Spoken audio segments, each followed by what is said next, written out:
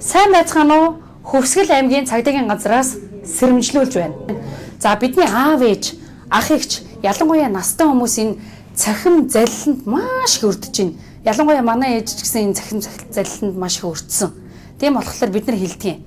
За та нар Facebook орчинд болон утсан дээр мессежээр ирж байгаа энэ цахим залиланг заавал шүүлтүүртэй хандаж энд одоо үр хөвгтдээ энэ ийм мессеж ирж байна. Та нар маань энэ мессежийг хараатхаа гэж хэлжээж за тэр цахим залилангаас сэргийлнэ.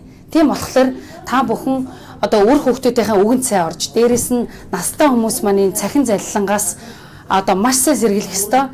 За ялангуяа Facebook орчинд бол юм цахим залилан бол бүр ирчээ авцсан.